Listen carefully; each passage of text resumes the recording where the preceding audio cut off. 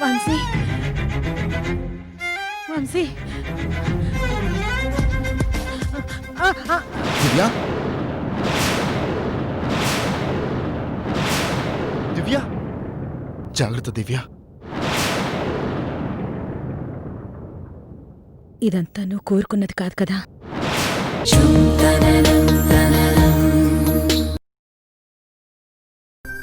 ఏడుస్తుందిరా. ఏడవనివ్వండి, ఏం కాదు.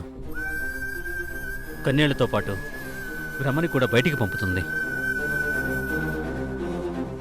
మనసారా ఏడిస్తే మైండ్ రిలాక్స్ అవుతుంది. అది కదరా బాను. ఏం డాడీ అలా టెన్షన్ పడుతున్నారు? దేనికోసం? వాళ్ళ సంబంధం పోతే ప్రపంచమే నాశనం అయిపోతున్నట్టు అలా ఫీల్ అవుతున్నారు. రేఖకి అంతకన్నా మంచి సంబంధం తీసుకొద్దాం.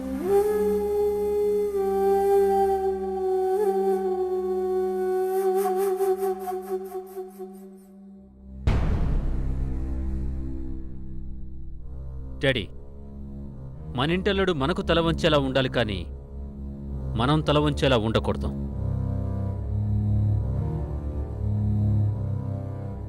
అది నీకు మన కుటుంబానికి మంచిది కాదు. ఆ సంబంధం కలుపుకుంటే ప్రతి ఒక్కడికి మనం భయపడాలి, చేతులు కట్టుకోవాలి. నీకెందుకు డాడీ ఆ కర్మ?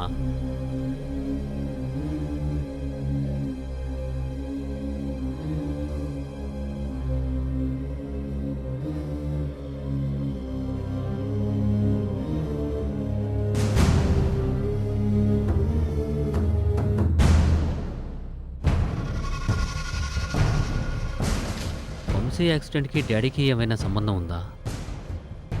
ఎక్కడో కొడుతుందే.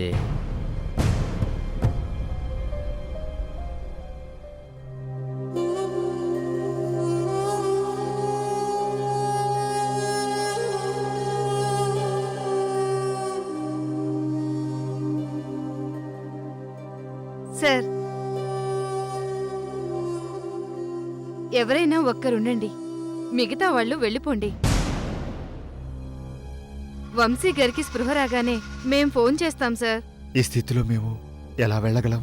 అర్థం చేసుకోండి సార్, ఇంతమంది ఇక్కడుండి చేసేదేమి లేదు.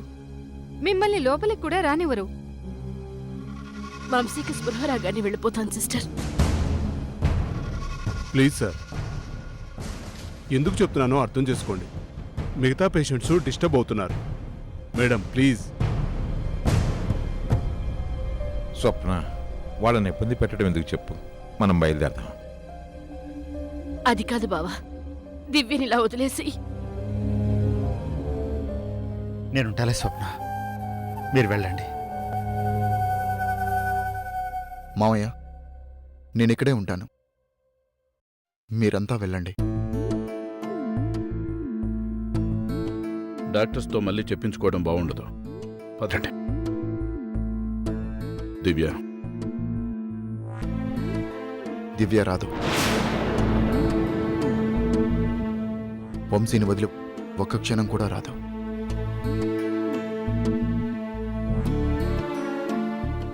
నేనుంటాను తనతో.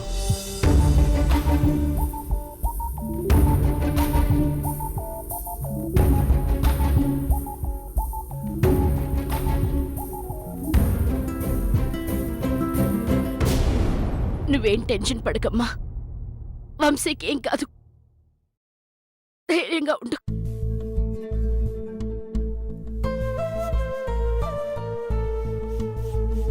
వర్ధన్, ఏమన్నా అవసరమైతే ఫోన్ చేయి. అలాగే మామయ్య. బాబా, నేను ఇక్కడే ఉంటాను. వద్దు సంయుక్త, డాక్టర్స్ ఎవరినైనా ఒకరినే ఉండమన్నారుగా. వద్దు, నువ్వు కూడా వెళ్ళు. పృథ్వీ, పద.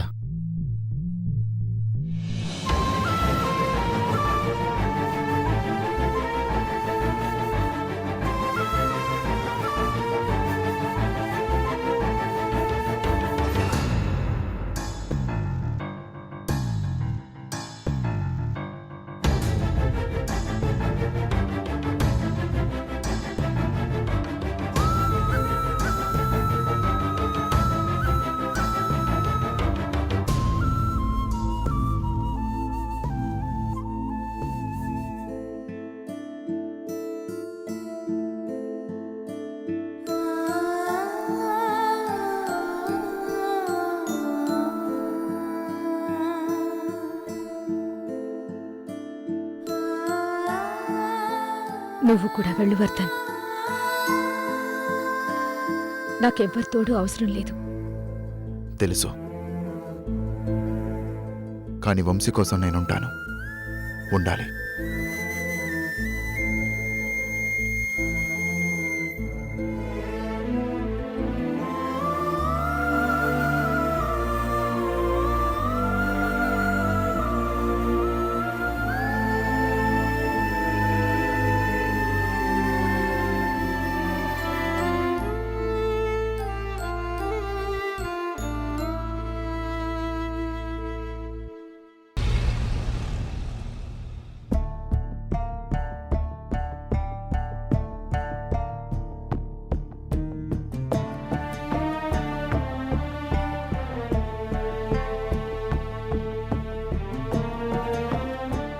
ఏమండి, వంశీకి ఎలా ఉంది? బాగా దెబ్బలు తగిలే చిత్ర. ఆపరేషన్ చేశారు, అబ్జర్వేషన్లో ఉంచారు. ప్రమాదం ఏం లేదు కదా? 48 గంటలు గడిస్తే గాని ఏవి చెప్పలేమన్నారు. వెయిట్ చేయాల్సిందే.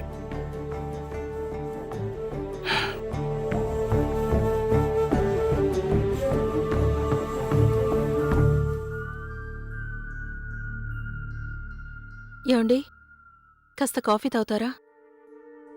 వద్దు. అమలు, కాస్త మంచినీళ్ళు ఇవ్వరా?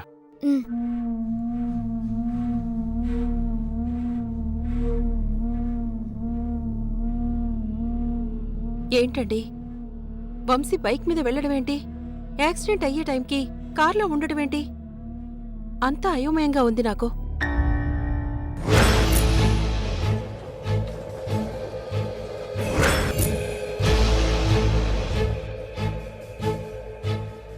డాడీ, థ్యాంక్స్ రా.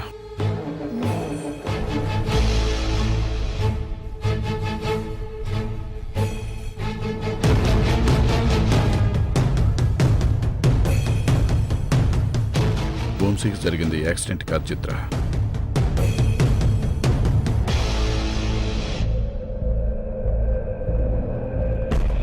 యాక్సిడెంట్ కాదా? ఇది ఎవరో కావాలని చేయించినట్టు అనిపిస్తుంది.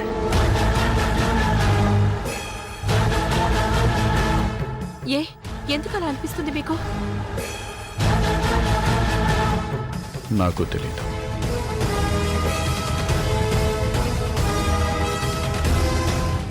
తెలుసుకుంటాను.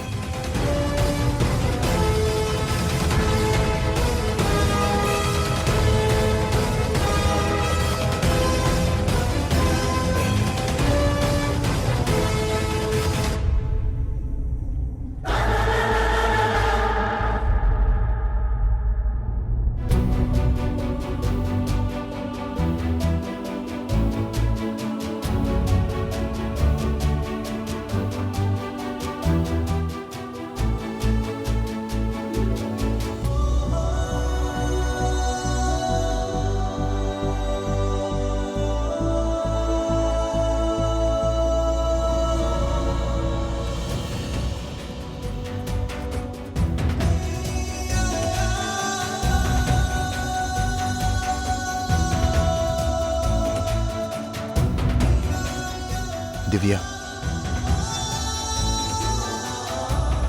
వంశీకేం కాదు. దివ్య ప్లీజ్, వంశీ సేఫ్గా బయటకు వస్తాడు. వంశీకి బాగవుతుంది. Don't lose hope please.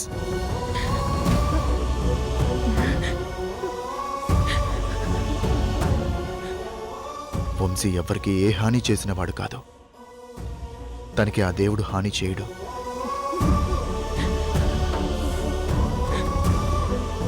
నువ్వు ధైర్యాన్ని కోల్పోతే ఇక్కడ ఎవరూ ధైర్యంగా ఉండరు. ప్లీజ్ దివ్య, ఏడవకు.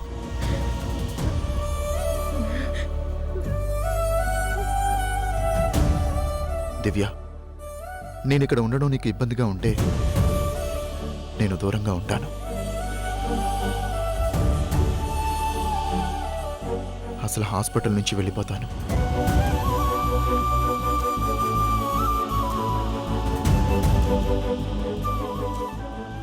వెళ్ళకు వర్ధన్.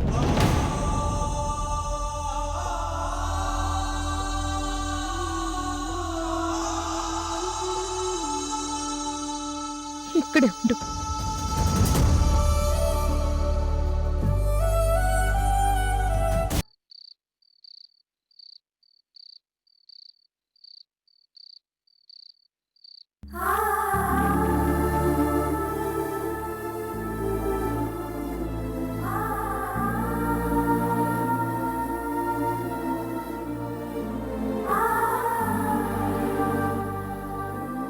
అన్నయ్య, లేట్ అయిపోతుంది, భోంచెద్దు గానిరా. ఈ పరిస్థితుల్లో అన్నం సహించదు హరిత. వద్దు. అలా అంటే ఎలా అన్నయ్య? ఆరోగ్యం ఏమైపోతుంది చెప్పు. మానసిక ఆరోగ్యమే దెబ్బతింటుంది. ఇక శారీరక ఆరోగ్యాన్ని గురించి ఏముందమ్మా?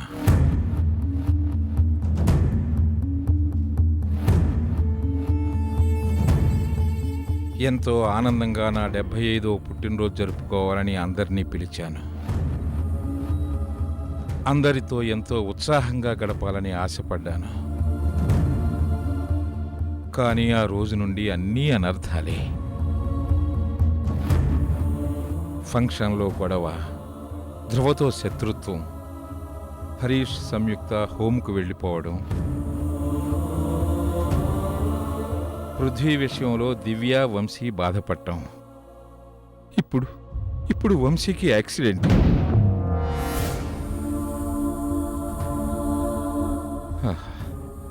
ఇవన్నీ నేను జీర్ణించుకోలేనివి, నా గుండె తట్టుకోలేనివి. అలా ఎందుకు అనుకుంటావన్నయ్య? మీ పుట్టినరోజు తర్వాత మంచి కూడా జరిగింది. ఇన్నాళ్లకి లల్లి తన తండ్రిని కలిసింది. ఇంటికి దూరమైన వర్ధన్ మళ్ళీ మన మధ్యకొచ్చాడు. వంశీ వర్ధన్ల మధ్యున్న అగాధం తొలగిపోయింది. ఇవన్నీ మంచే కదా.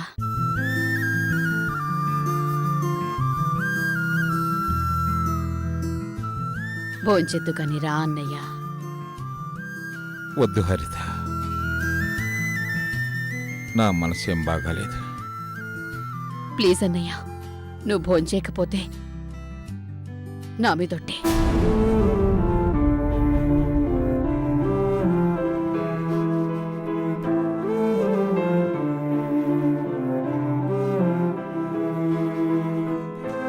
సరే, పద.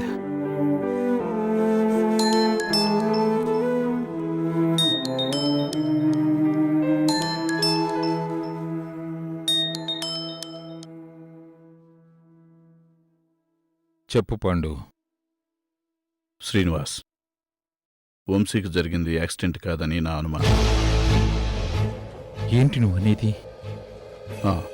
అవును శ్రీనివాస్, అది యాక్సిడెంట్ కాదు. ఎవరో చాలా పగడ్బందీగా ప్లాన్ చేశారు, కావాలని చేయించారు. ఎవరై ఉంటారు? వంశీకి శత్రువులు ఎవరున్నారు పండు? స్నేహితులు శత్రువులు కాకూడదని ఉందా Srinivas?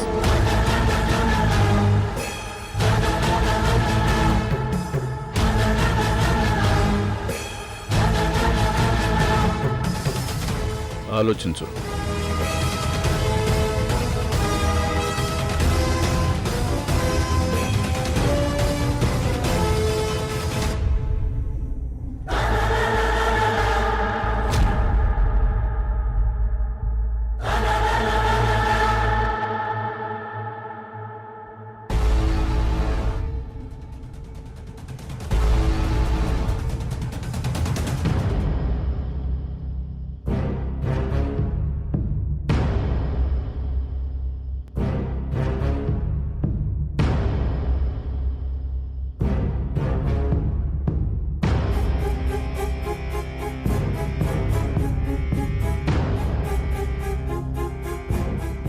Excuse me doctor. Doctor, ఆయనకి ఎలా ఉంది?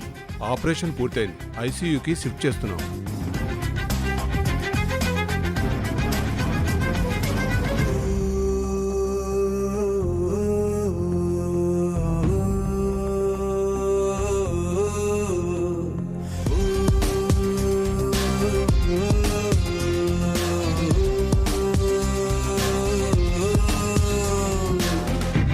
వంశీ, వంశీ,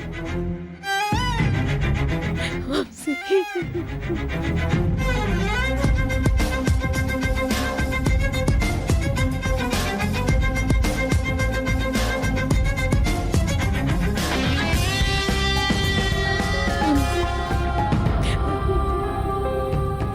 మీరు బయట వెయిట్ చేయండి please.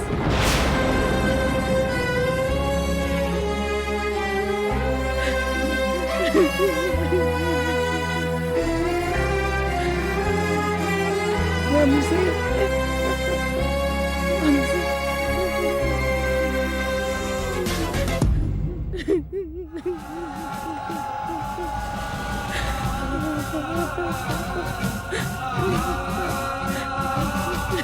Divya, Divya please, please cool down. Vamshi ఇలాంటి పరిస్థితుల్లో చూస్తానని అందులో కూడా అనుకోలేదు వార్త.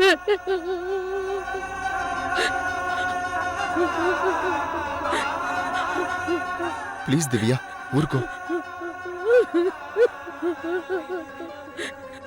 వంశీకి ఏదన్నా జరగకూడదు జరిగితే నేను బ్రతకలేను వార్త. దివ్య నువ్వు ఇలా రా. ప్లీజ్ దివ్య. వంశీకేం కాదు దివ్య, ఆపరేషన్ పూర్తయింది, క్షేమంగా ఉంటాడు. లేనిపోనివన్నీ ఎందుకు ఊహించుకుంటావు? నా మాట విను. నువ్వు ఇలా అధైర్యపడితే పిల్లలు తట్టుకుంటారా? వాళ్ళందరికీ ధైర్యం చెప్పే నువ్వే ఇలా అయిపోతే ఎలా? Please be strong. Please Divya. Doctor ఏం చెప్తారో చెప్పనివ్వు. అనవసరంగా కంగారు పడకు. ప్లీజ్ దివ్య.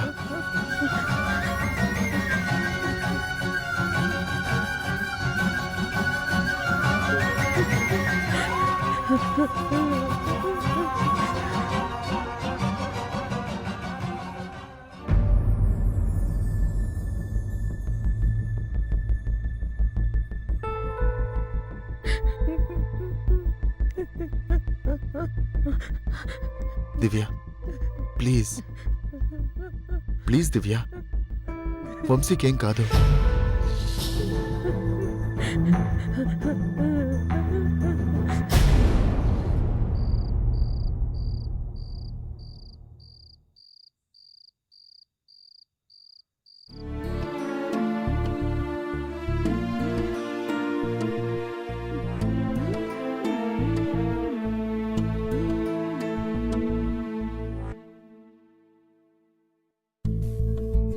నేను తీస్తానులేమ్మా, ఇలా ఇవ్వు. వద్దు డాడీ, నేనే తీస్తాను.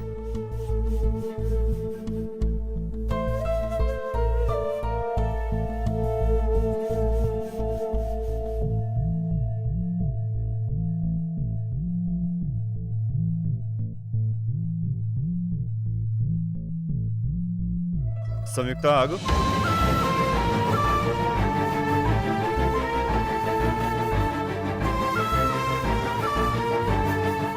ఏంటమ్మా, ఎందుకలా ఉన్నావు? ఏమైంది? మనుషుల్ని మనుషులుగా చూడటం నేర్చుకోవాలి డాడీ. లేదంటే మనం మనుషులమని ఎవరు గుర్తించరు. ఒక మనిషి బాణం పట్టుకుంటే వేటగాడు అన్న ఈ ప్రపంచం అదే మనిషి కాలంతో పాటు మారి కలం పట్టుకొని కావ్యం రాసినా ఇంకా వేటగాడనే అంటారు. లేదా వీడు ఒకప్పుడు వేటగాడు, ఇప్పుడేదో కలం పట్టుకున్నాడు అంటారు. ఆ మార్పుని అర్థం చేసుకుంటేనే మనుషులంటారు కదా డాడీ. మార్పుని గమనించలేని మనసు ఎంత గొప్పదైనా వృధా డాడీ. నువ్వు మాట్లాడుతుంది దివ్య గురించేనా? దివ్య గురించి మాట్లాడే హక్కు నాకు లేదు, కానీ వర్ధన్ బావ గురించి మాట్లాడే అవసరం మాత్రం ఉంది.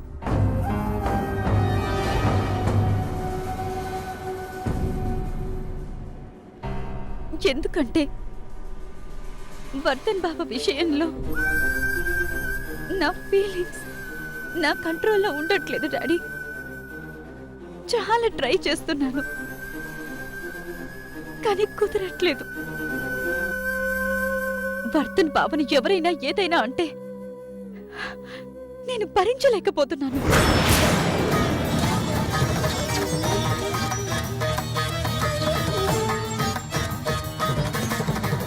ఈ ఫీలింగ్స్ ముమ్మాటికి తప్పని తెలుసు, కానీ వాటి నుంచి తప్పుకోలేకపోతున్నాను. ఏం చేయాలో అర్థం కావట్లేదు డాడీ.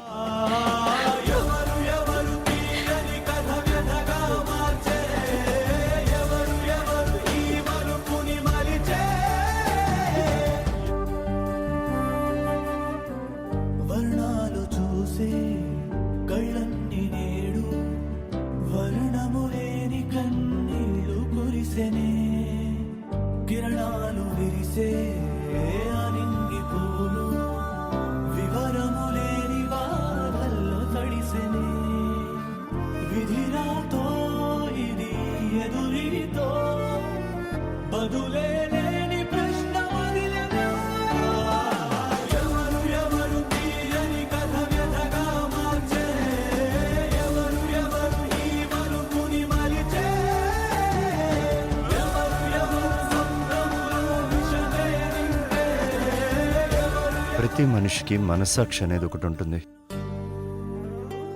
ఇలాంటప్పుడు అదే సరైన సమాధానం చెప్తుంది. అది మనసు చంపుకోమంటే నా వల్ల అవుతుందా డాడీ? అలా అని మనస్సాక్షికి కట్టుబడకపోతే చాలా వేదన అనుభవించాల్సి వస్తుంది.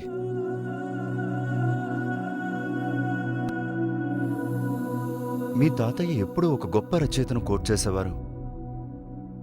కళ్ళు వెళ్ళిన ప్రతి చోటికి మనసు వెళ్ళకూడదు, మనసు వెళ్ళిన ప్రతి చోటికి మనిషి వెళ్ళకూడదని. అందుకే ఆ ఆలోచనే నన్ను కన్ఫ్యూజ్ చేస్తుంది, ఆ ఆలోచనే నన్ను డిస్టర్బ్ చేస్తోంది, ఆ ఆలోచనే నన్ను ఇలా మాట్లాడిస్తోంది.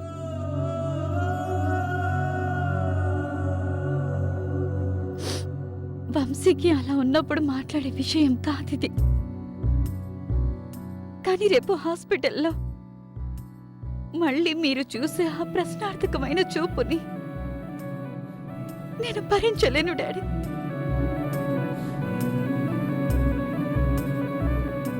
అందుకే నా మనసు విప్పి చెప్పాను.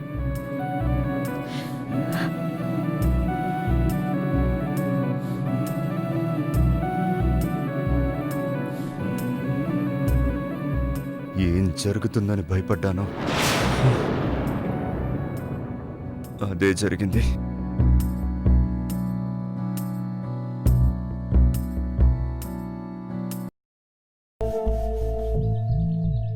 ఏ ప్రశాంతి, ఏంటి అందరూ ఇంత ఎక్సైట్ అవుతుంటే సైలెంట్ గా ఉన్నావు? అదేం లేదు రేఖ, నాకు చాలా హ్యాపీగా ఉంది. ఉంటావ్లే, కోరుకుంది దక్కిందిగా.